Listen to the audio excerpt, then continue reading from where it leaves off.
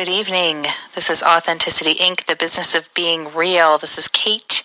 I'm sitting in with Nicole this evening, and we have a lovely guest with us here this evening. And Dan Nelson. Dan Nelson. Nielsen. Nielsen. It's Nelson, yeah. Nelson. Like Nelson, like the town. Awesome. How are you doing, Dan? Doing great.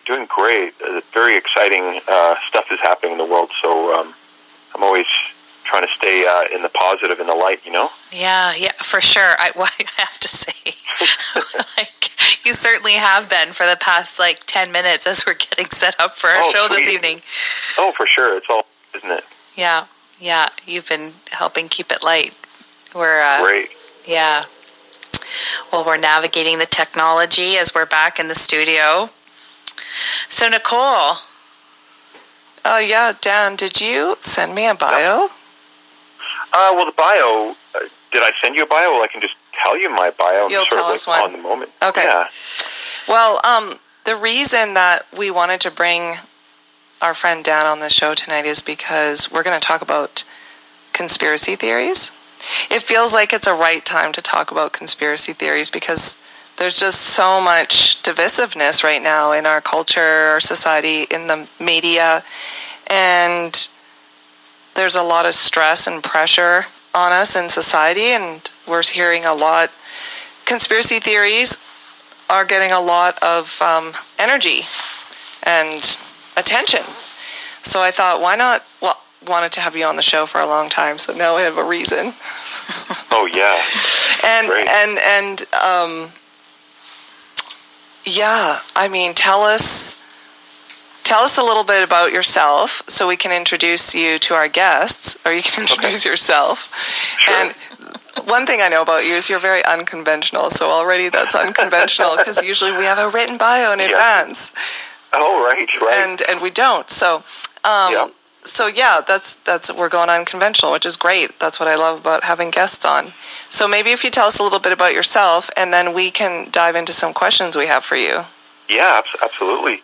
Well, you said it right. Unconventional. I've always been drawn to the abnormal, like the paranormal or the metaphysical. And my upbringing as a child, many synchronicities in my life brought me out of the normal sort of way of things.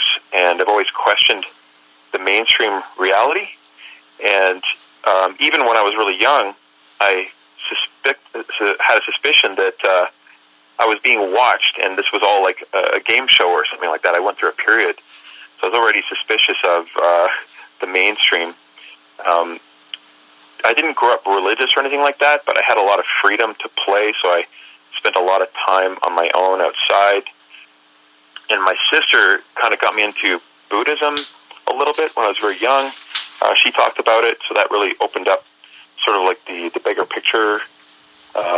And loved studying physics. Got into learning about quantum physics when I was really young, and my dad got me a book on Einstein. Took apart a lot of electronics, but I've always been pulled into the more metaphysical reality because I've always been suspicious of the mainstream, paradigms. So when I see things, I don't really believe what the adults say when I was young, so I just came up with my own explanations for a lot of things. So, I spent a lot of my childhood studying and getting into UFOs. Probably about 1992, I started a bulletin board, which was sort of like before the internet. That was called the FidoNet. So I was connected with this big group around the world of mailing lists and news groups to do with alt.UFOs and paranormal, out-of-body travel, all of these types of paranormal subjects. I was just reading that, and I think I was like 13 at the time, something like that. So I've always been brought into the paranormal world, and it's been really good for me. And then in high school, a lot of our friends got into the book Be Here Now with Ram Dass. So that really opened up my world, and it's kind of a bit of an intro of where I'm coming from. And when the 9/11 thing happened, there was all kinds of conspiracy theories going over the internet. So I immersed myself in that well, actually for years, watching and downloading all kinds of stuff and seeing all these different points of view on big events, and it's been great to sort of be a world bridger. And I'm a Gemini, but I'm also the world bridger, the red galactic serpent in the Mayan. So I'm apparently connected to the center of the Milky Way, according to that. So that all these metaphors that I see of Western astrology and other systems show me that I'm a world bridger. So I'm kind of embracing that in this sort of new world of different ideas. So that's a little bit about myself. Fun. I got a little hooked when you were saying you in high school you and your friends got turned on to Ram Dass. I mean, that's impressive. Oh yeah. Well, I have to alone, say, like, there was lots of things you said was impressive. Yeah, I got to be honest. Like, when I was in high school, there was just a lot of LSD. I grew up in Ontario, so a lot of people were doing that, and it seemed that Be Here Now seemed to be the sort of guidebook for people going on those experiences. So I think it was about grade 10 where this book was just being spread amongst everyone. And reading that book was just so uplifting for me and opened my mind in such a huge way that I would gather with my friends in high school and we'd talk for hours and hours, talk about infinity and the number zero and how they're the same thing, and then all these different things that are possible in the world. And we were reading a lot of the Seth Speaks and Jane Roberts, Barbara Marciniak books on channeling. So that was really opening up a lot of things for me. So I started really questioning, and all my friends started questioning mainstream reality on every level. Yeah. Okay, I have a question for you. Okay. The name of our show, as you know, is Authenticity Inc., the business of being real. So when you hear that title or that phrase, what does it conjure up for you? What's your concept of authenticity? Yeah, it really feels like, I would think right away, like a safe place to just be real and transparent.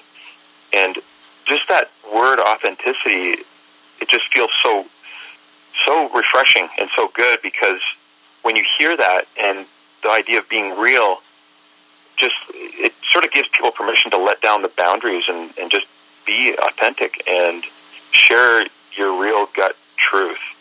And it just feels safe. Like that really should be a safe space. And yeah, that's part of what that conjures up for me. And it feels really good to have a title of a show like that. I think we're always tracking what people say with that question.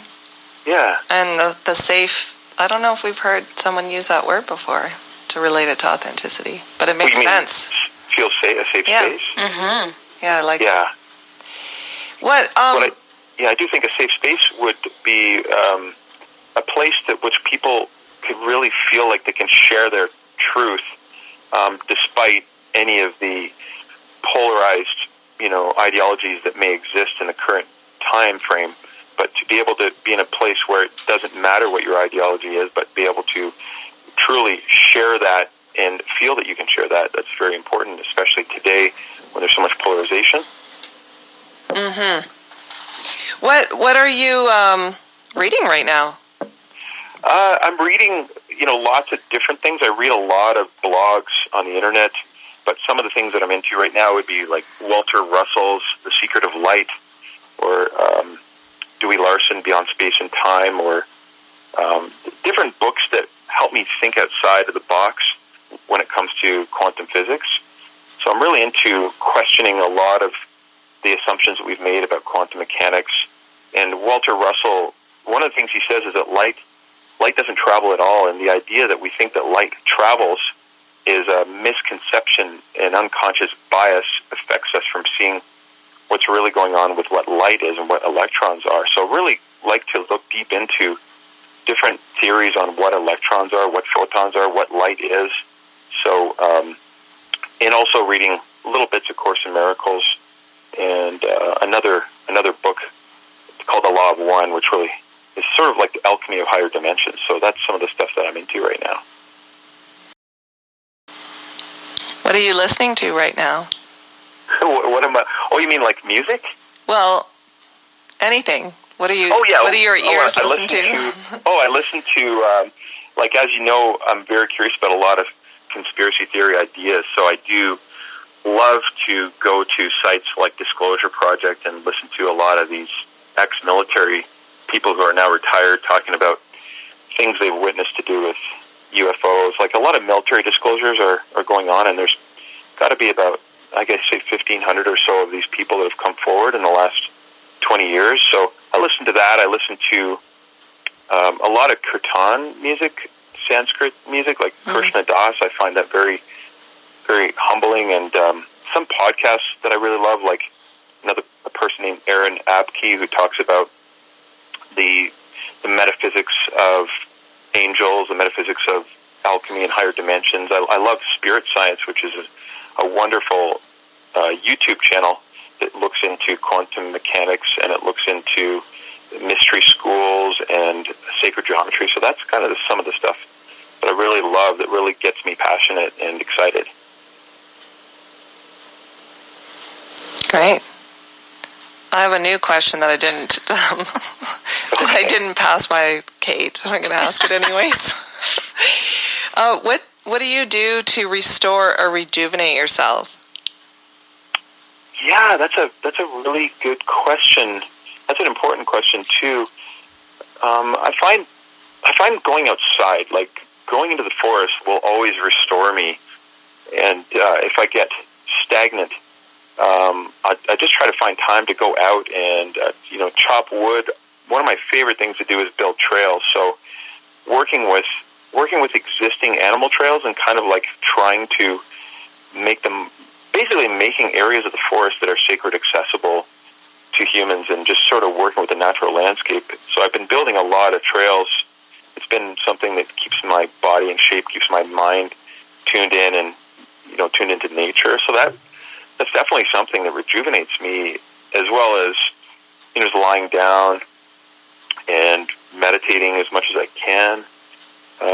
And also just talking about the stuff we're talking about right now. That's super rejuvenating for me, to talk about something to do with metaphysics or outside the box, something exciting like that, that's maybe even controversial. I'm just speechless. Nice. It's not great Cool. to be speechless on the radio, but it's just fun listening to you. I mean, it's rare that, again, I just got hooked on like a little thing that you said. It's rare that someone just says, like, I just lie down. Like, how much do we just need to lie down right now? I think so. I like so much. I mean, you don't have to like have a meditation ritual or whatever. You could just lie down and breathe. And it's just so good for your back too. And there's so much expansion just in the moment. And especially with the media, and one of the great dilemmas is what I call the digital dark age, when you look at so much of the media that people are surrounded by. And it's an epidemic of itself, how the cell phones and social media has just become into our life so quickly that we haven't had time to really create boundaries around it. So it definitely surrounds us and immerses our minds. So it's so important to let all it go, because there's so much illusion in, and as we know how it works with social media puts us into little boxes, psychological profiling through Google's AI, and I'm like, we only see what our little bubble is defined as. They feed us information based on our own unconscious little bias ideology. So we have to break that mold as much as possible and really get off of that stuff and just try and think for ourselves. And so lying down really helps. Yeah. All right, everyone, lie down. Lie down and keep listening. Yeah, lie down and listen, and it is like a meditation. And I find, like, if you can straighten your back or get a roller, I have a roller here, so if I roll in the roller, I feel like when my back cracks in a certain way, it's almost like it releases energy and opens my spine, and suddenly I have some type of epiphany happen, and I can't even explain it, but it's almost like it's opening my brain when I roll in one of those rollers. So can you define, I mean, we can probably all come up with our own definition of conspiracy theory, but How would you define a conspiracy theory? What is a conspiracy theory? Yeah, it's a huge loaded word, and of course there's the traditional idea about what a conspiracy theory is. It's sort of like an explanation for an event or situation, that's basically created by some sinister, powerful group or political motivation. It's basically coming up with alternative explanations to why some bigger event happened, like a false flag event. So it's basically another alternative idea of what's going on with big world events. But the way you could really look at a conspiracy theory, how do I define a conspiracy theory? Well, I think conspiracies are just part of life, and I think it's as old as humans are. As old as humans, conspiracies. Like, if you could have a conspiracy theory in your own personal relationship where you believe somebody has I think it's related to somebody having an alternative motive. You believe somebody has an alternative motive that's sinister, that is against your best interest. So that's another way to really think about it. And of course, you could think of so many other ways of defining conspiracy theories, but the term itself is really loaded in the sort of the collective framework, because also conspiracy theory can be a dysfunctional term that's basically has a built bullying mechanism from the popular discourse or from the popular narrative as a form of like cognitive dissonance to reject somebody or defame their character by calling people a conspiracy theorist. So it has been used sort of in that powerful derogatory way from someone who wants to maintain a certain worldview. They can just instead of their questioning their worldview, it's sort of like an ego tactic to put someone in their place so that you don't have to question reality. So it certainly could be thought of that way too, as a dysfunctional term, a way to mock somebody. So if that makes sense. Yeah, well, so it sounds like conspiracy theorists are maybe not respected by the status quo or the norm. I heard you use the word cognitive dissonance, which I thought was interesting. Yeah, so like cognitive dissonance is one of the common problems with dealing with information. So in the outside world, if information comes in, it doesn't fit our current paradigm. If we're not staying open and clear, or somehow we fear there's something unstable. We need to defend. If we think we need to defend a worldview for whatever reason, why we would think we need that, but some people really have a strong sort of orthodoxy or rigidity around defending a worldview. So I think cognitive dissonance just serves as a function of the ego to deny outside information and find a way to sort of attack the outside without actually looking at it. And you can use the term conspiracy theorist with that cognitive dissonant function to ignore outside information, which doesn't help in gathering information if you're defending a reality. Really, I think the spirit of science and the scientific method means take in all information. And if it fits, it fits. If it doesn't, it doesn't. You don't need to defend. The truth doesn't need a defense, so you might as well listen. But a lot of things that we do that are part of our culture is it's fear-based. We want to reject. I guess it's part of just the shadow. It's part of just normal egotism of humanity that we want to reject things that don't really fit into some safe bubble that we've created. So again, calling somebody a conspiracy theorist is a very kind of, I guess you could call it, ignorant way of throwing out everything that they say and not taking in information, because that's one point of view. Mm-hmm. So then, why do conspiracy theories exist? That's a really good question. Well, why do they exist? Well, I think it's important to be skeptical of, of things in general. And I think because people have been hurt, and I think that's just so common. I think everybody's been traumatized. Part of really being in this world and incarnating in this world is that we come into the world of duality. So there's dark and there's light, there's love and there's fear. So when we've had something that has hurt us, that causes some type of trauma, we become suspicious of the outside world, and so we want to create some safe space so that we don't get hurt again. So our sort of mind or logic creates suspicion and wants to protect us from some outside threat. So conspiracy theory could also be thought of maybe as a way to protect ourselves from something foreign that could hurt us, and coming up with a theory is just our logic's way of trying to understand where threats may exist. And if we've been traumatized, we may be irrational, like our fear may be irrational. So this is where some conspiracy theories get way blown out of proportion because we're not in touch with our fear. So a lot of conspiracy theories themselves can feed into our own sort of creative way of looking at the outside world, as basically we could come up with some strange ideas about what somebody's up to. And I think if we've been traumatized enough, we are very irrational, possibly, and not even logical about these vast conspiracy theory ideas.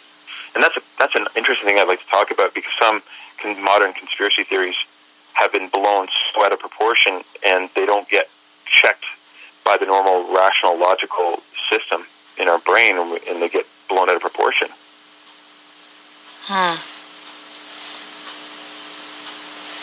Yeah, if that makes sense.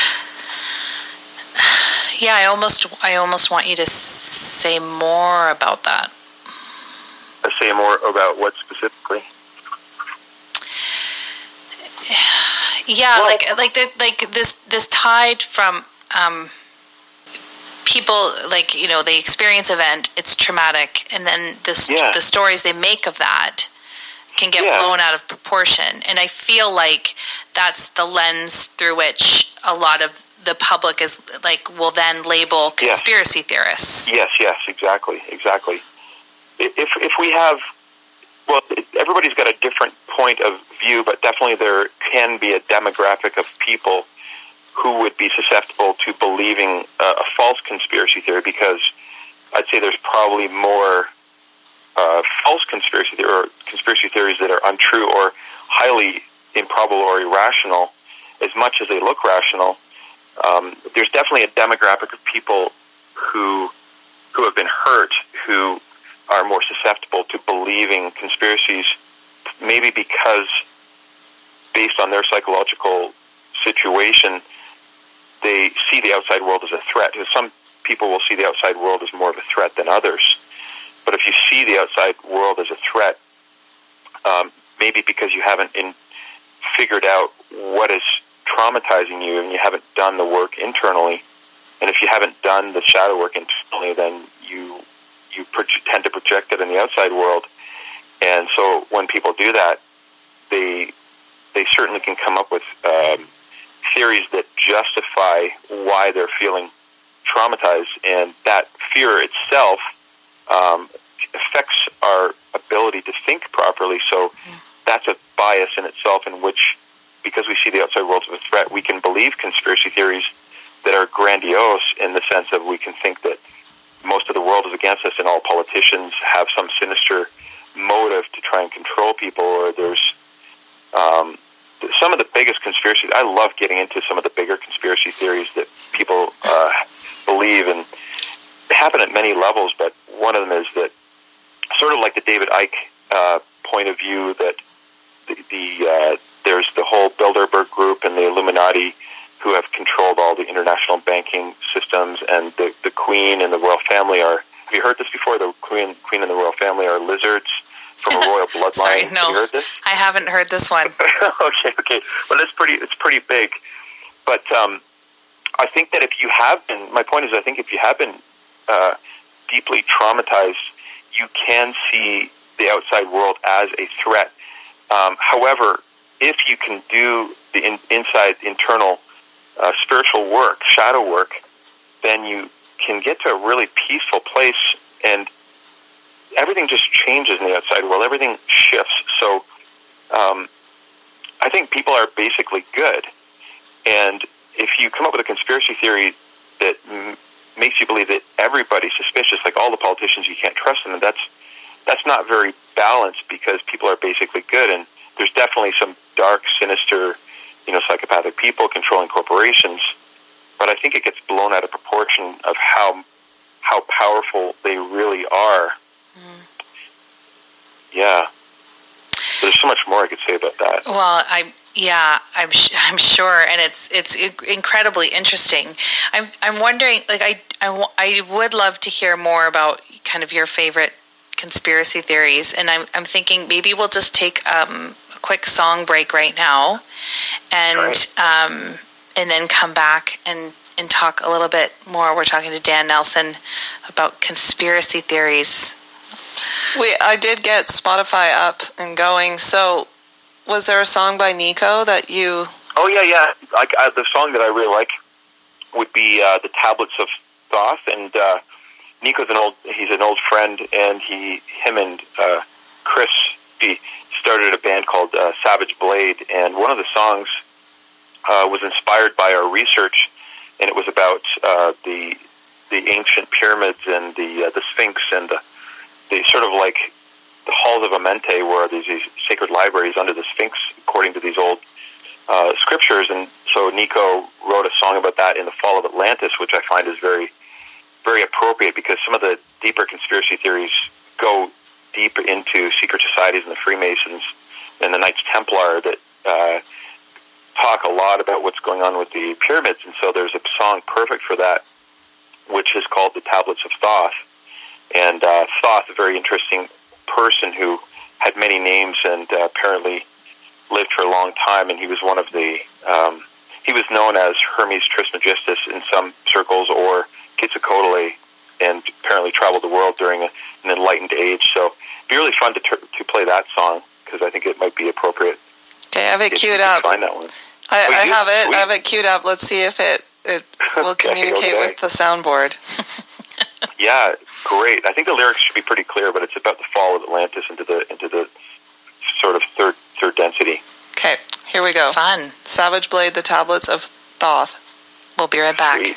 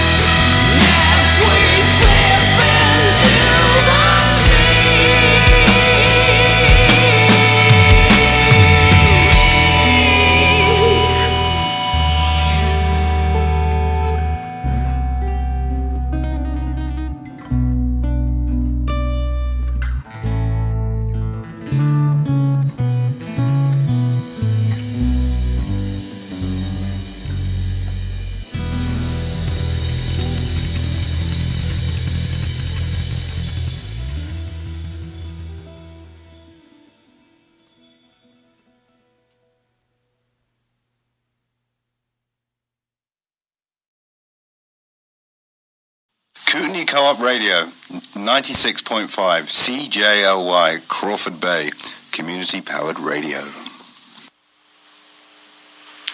We are back. This is Authenticity Inc., the business of being real on Kootenay Co-op Radio, 93.5 FM in Nelson, 101.5 in Castlegar.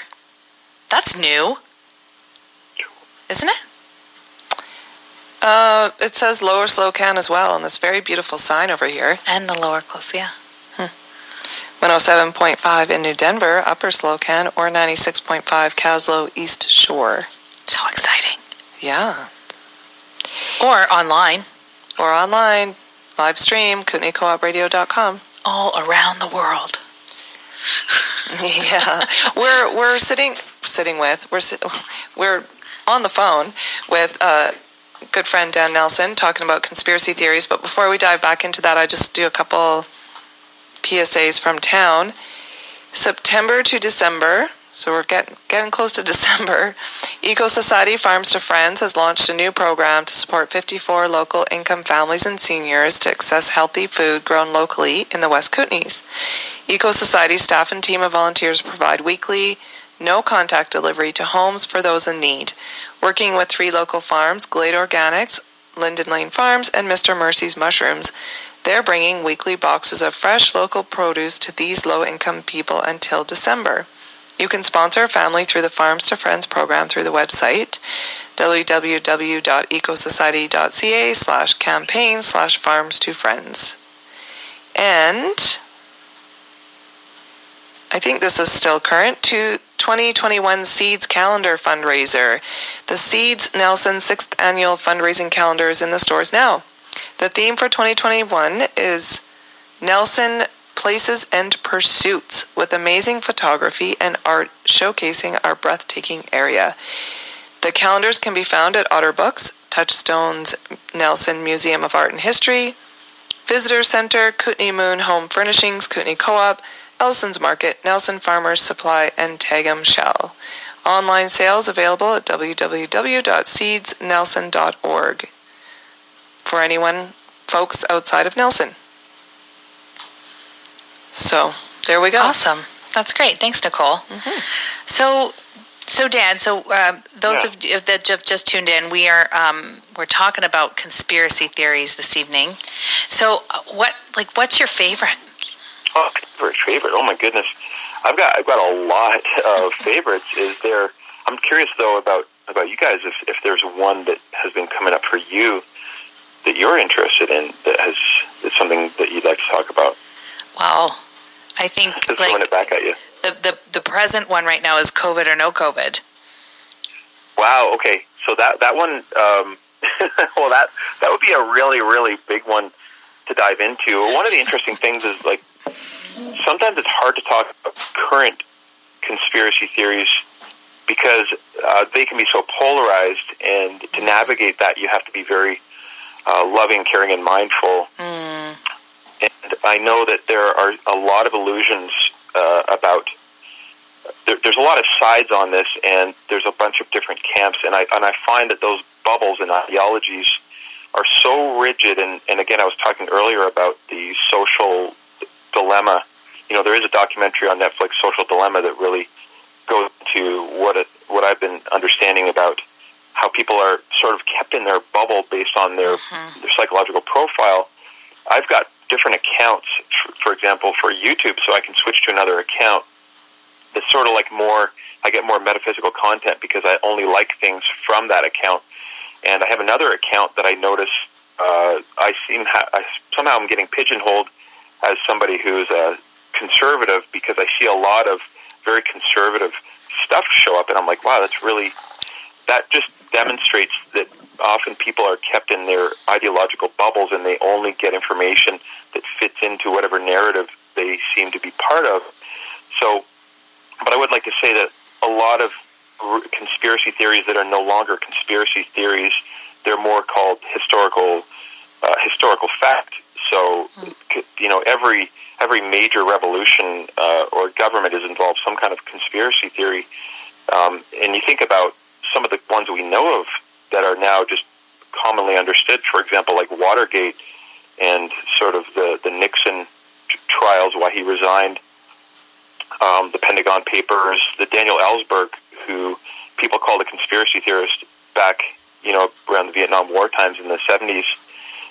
People wanted to have him thrown in prison for the rest of his life, and he was called a conspiracy theorist, and people didn't believe him until it was exposed. And one of the great constitutional lawyers, Sheehan, helped expose it when they did the big trials, and now that's just considered, fact. But a lot of the conspiracy theories that are happening now, we have a lot of cognitive dissonance around them, so we won't know until years later what really happened, because it won't be so emotionally charged for us. But COVID-19 has definitely got an emotionally charge on it, and I really believe the way to respond to that, the irony here is that if you're very, very rigid and against one ideology or another, and I know people often flip-flop about that, believing there's a severe problem in the world and we have to be very cautious to isolate ourselves. There's another camp that believes that isolating ourselves is really dangerous, because you hear in that worldview that they think people in that world think that there's going to be 100 times more people die from the fear of COVID than it itself. So that's another belief. But if you talk about that online, it's definitely going to be extremely divisive. So the way to navigate that is having deep compassion and listening skills, and deeply finding a way to respect each person's point of view without making fun of them or, sort of straw manning them or being mean. Like having love and compassion and creating a safe space. And what that looks like is people to express what their belief is without ridiculing them. And I think that's going to be critical to find the ground right now around that specific conspiracy theory. So, like I say, you got to navigate that one really carefully. So it might be too soon to really dive into that one. Yeah. Thanks for that context. And I want to talk a little bit more about how to hold space for both sides of the theory, for sure, in a few minutes. Yeah. Yes. Okay. Great. In a few minutes, you said? Yeah. Like, I certainly want to touch on that before we let you go today. And and I still, like, I just feel like even as I'm listening to you talk, it's like, oh yeah, the Kennedy assassination. Oh yeah, and I'm just starting to like think of like, conspiracy theory after conspiracy theory. Yes.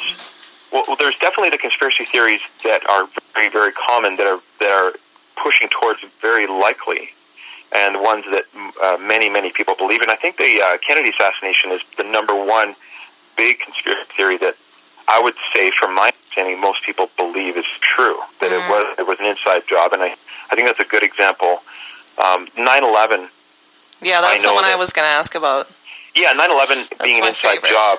Yeah. And when you really look at, there's so many aspects of that, and you think about the military-industrial complex, these big corporations, and some of the people that are heads of these corporations, like Lockheed Martin or Skunk Works, the program there, and these big contractors, Bechtel, Boeing. There's always some players up there that are not the most ethical people that ends up being the CEOs or the shareholders for these corporations. So these corporations end up being these sort of like making very unethical decisions. So clearly there are conspiracies happening at that level, and so people are very suspicious. So certain aspects to 9/11, you can see that, like, for example, within the first 2 weeks of the invasion of Iraq, Lynn Cheney, she made something like $40 million just from the sales of the weapons. So clearly there's some conflict of interest there, and that's very obvious. But there's just so many different aspects. You can't say that 9/11 inside job was true or not true. There's just so many levels to it. And I know back in 2003 when they did a poll about it, there were about 60% of the American population believed that it was an inside job. Wow. However, that was back in 2003. However, the narrative itself by the media has been playing the regular, I guess, regurgitated mainstream idea that it was all orchestrated by some people in Afghanistan. in a cave, and that doesn't seem very likely either. But you can remember, at first they blamed it on Saddam Hussein, and which was completely irrational on every logical level, and you can imagine why people would be suspicious about that. I just know that as time plays itself on, we start looking back at these things, and they end up being more fact than fiction, some of what's going on with the inside job. Is there any other... I mean, I'd love to talk about one of my favorite conspiracy theories, but before I do that, is there anything else you want to say? No, please go ahead. Yeah, go for it. Okay. Well, one that I've been following way down the rabbit hole has been to do the secret societies, and one of the ones you may have heard about is Sir Francis Bacon was the real author of Shakespeare, and that there's just a lot of different ideas about Sir Francis Bacon had a team of 12 writers using the Shakespeare novels like Hamlet as a way to encode information of advanced information and knowledge so that the Catholic Church couldn't see it because it was encoded. So that's one interesting idea. But the idea of a lot of the secret societies like the Knights Templar, and then you talk about the Emerald Tablet societies, the Rosicrucians, the Cathars, the Essenes, and they kind of moved through these different secret societies until about 1908, when the society called the Thule and the Vril Society were a part of societies that were connected with what we call the feminine science that came from the Vedic texts, and apparently they had technology that came from these ancient Vedic texts that had to do with anti-gravity called the Vimanas. And one of the things that has been a big topic in that world with the Nazi UFOs, which came from a lot of these secret missions to Antarctica and to dig up these advanced technologies that came from an ancient race during an age of enlightenment. So the theory goes that the Vril and Thule Society got taken over by Nazi Germany, and they kept it so secret, and they were using technologies they had recovered and that they had gotten from some of these ancient texts that are in the Vatican Library, and that the reason that I guess Nazi Germany got ahead in such a powerful way is because they were using a lot of these advanced anti-gravity and plasma weapon type technologies, and it was kept secret. But what goes much further is when the United States created the National Security Act of 1947, that allowed the CIA to be formed, which allowed them to overthrow the Constitution effectively through deep secrecy from the public. So it actually was in favor of these large corporations that then brought in. That this is really the interesting true story was the Project Paperclip. A lot of these projects, and I've got a list about 100 of these projects. One of them is called Project Paperclip, that brought in 1,500 Nazi scientists into the United States to help the military and also to help develop the Saturn V rocket that was used by Victor von Braun. He was the Nazi scientist that built the Saturn V rocket to launch man to the moon. And that brings me to another one of was the moon landing real or not really? You see it going down the rabbit hole. Yes. I definitely was like, we're down a rabbit hole. Well, we haven't even started, really. But you see, it goes further. When the D-Day invasion happened, thousands of these Nazis, this is the theory, that the Nazis took U-boats to Argentina. And you can see now that right after when D-Day invasion happened, Nazi Germany was invaded, there was a secret escape plan, and that's why there's so many cities and towns in Argentina that are mostly, Nazi. And I don't know if you've heard about that, but it's very interesting. A lot of people are doing that research now, and you can see a lot about it on the internet. But it can go really far where people believe that the entire United States military was taken over by what they call the Third Reich, and that's another one of these conspiracy theories. And I don't fully invest my energy into believing that or not believing it, because spiritually there's so many different levels of looking at it. The deep irony about the conspiracy theory is that if it makes you fearful, then the conspiracy theory is being a disservice. Ironically, it becomes the conspiracy itself. And that leads me to the other interesting thing is that a lot of the conspiracy theories have been planted as a conspiracy theory, so I would just call those the false conspiracy theories. Okay, that actually leads me to my next question, or maybe you already answered it. Like, where's the line between questioning the status quo, which is, some of us might argue, is a good thing, and conspiracy? Yes. What is the, well? Or is there a line? No, there's definitely a line there, and that's a really good question. How I'm going to talk about that? It's going to be interesting, but you don't want to destabilize the structure or system, because there are certain things that